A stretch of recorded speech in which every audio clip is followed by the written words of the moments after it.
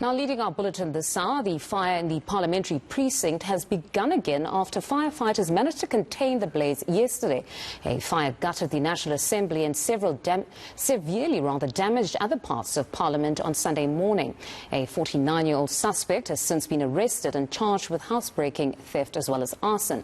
Now, reporter Monique Mortlock is following that story and joins us live now. Good evening, Monique. What's the latest insofar as the blaze is concerned? Well, it seems as if the fire has reignited. I'm going to ask my colleague Asanda Javu just to show you the scenes behind us at the moment. You can see firefighters are on a crane with just spraying water on the roof of the National Assembly. The City of Cape Town's Fire and Rescue Service says that the void beneath the roof sheeting of the National Assembly is on fire, and that there are currently 6 firefighting appliances on scene, as well as a hydraulic platform from the Ruland Street fire station, which is thankfully just down the road. That's why firefighters have been able to act and react so quickly. Now, here are approximately 34 firefighters currently busy with active firefighting. A little earlier, when we were in one of the chambers with a briefing where the presiding officers like Speaker Nosiviwe Mapisa Pakula and Minister of Public Works and Infrastructure, Minister Patricia de Lille, they were briefing us not too far from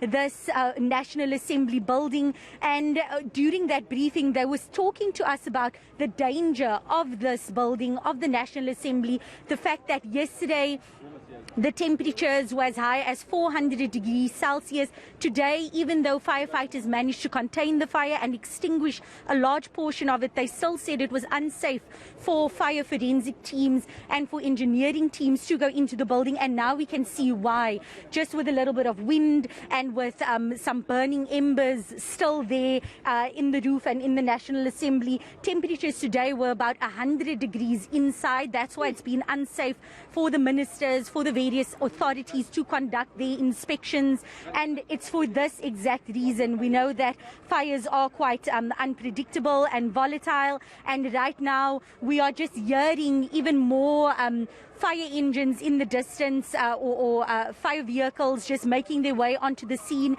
Here are already a number of people just standing and watching, but police officers are maintaining crowd control, keeping people away. We just need to quickly get out of the road because you'll see a vehicle making its way to the scene now. That's a City of Cape Town Fire and Rescue Service vehicle, and I mean, the scenes that you're seeing right now, it's pretty unbelievable that earlier this morning there was no smoke, there was nothing coming from this building. As we were leaving that briefing, my colleague Hassan and I noted that we saw a little bit of smoke, but we heard a security officer saying, oh, it's something to do with the extractor fans, nothing really to be concerned about.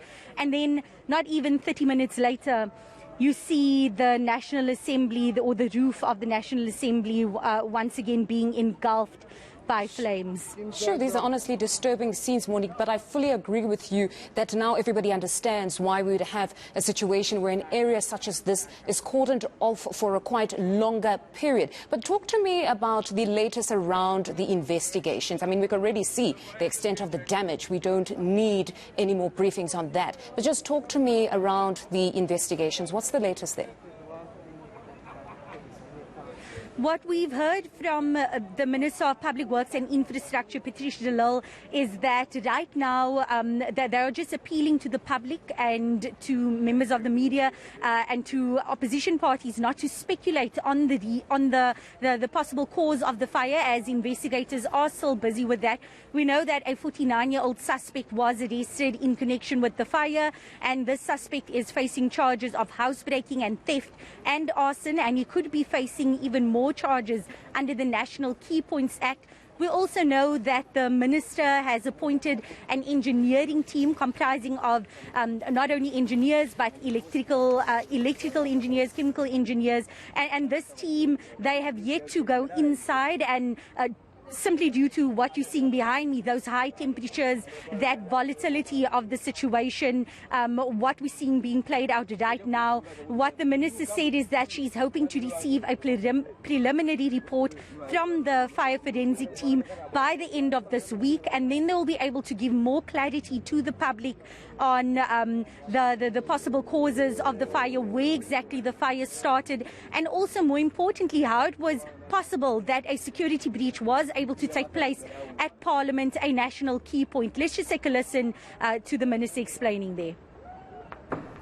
So the engineers will focus on the repairs that need to be done, also on the cost of the repairs and the time frames for the repairs. Then we've also brought in a fire expert that will determine exactly where the fire started, together with a fire forensic team. Their work has also started today. We are being informed by the professional teams that we can expect a preliminary report by Friday morning about their preliminary findings, and that report will then be shared also with Madam Speaker and the presiding officers, and we will then decide together what to do. And once we've seen the full extent of the cost and what need to be prepared. Now, talk to me about the Speaker's response when the accountability question was posed, because she was quite emotional on that one. Yes, some members of the media pressed the Speaker as to who is going to be held responsible, whether she will be taking any of the blame, especially because it seems as if, and this is again where that question of speculation has come in, that there was a breach in security. We've heard from Nehau that they have allegedly documentary evidence that Parliament has cut down on its security personnel, and that this includes not having security personnel working at night or working overtime. We put these questions or these claims to the Speaker, and as you said, she was quite emotional because this issue was something that members of the media were pressing her on, and she said that, look, whoever needs to be held accountable will be held accountable, and if they are, and if it's found by the investigations that whether it be the SAPS that needs to be held to account, or the Parliamentary Protection Services that needs to be held to account, or whatever other authority, that this is what will happen. Let's just take a listen to the Speaker addressing this issue. The spokesperson of Nehau yesterday made a statement to the effect that Parliament had given them, the protection services, a directive, one, to do away with the night shift due to financial constraints, but two, to just cut down even on the personnel. From the reports, I must say this, on that one, I did not wait for a meeting, which we had this morning. Yesterday already, as this story was developing, I called the Secretary of Parliament just to seek clarity from her as to whether there is such a decision by the management of Parliament. And I'm told there isn't such a decision. There isn't such a decision. Now, if anything, whether parliamentary services, protection services, which we are still, by the way, going to engage with them. I think we are meeting with them tomorrow. We're still going to meet with the head of the Parliamentary Protection Services, as we are going to be meeting with the police as well. Whoever must account for what happened. Whether it is the police who were not on duty without the knowledge of their seniors, I don't know. But we would have expected. No, Monique, I must say it was important that she clarified this particular issue because it was an area of concern. I mean, having interviewed Nahau, and they stated matter-of-factly that this was in fact now the policy. So it was very much important to find out. But I take it at this point it will be another sort of element that is triggered, because now all they are looking to establish is who wasn't on duty, not that there is a policy that states that they could stay home. But thank you very much. That's our reporter Monique Mortlock outside Cape Town in Parliament.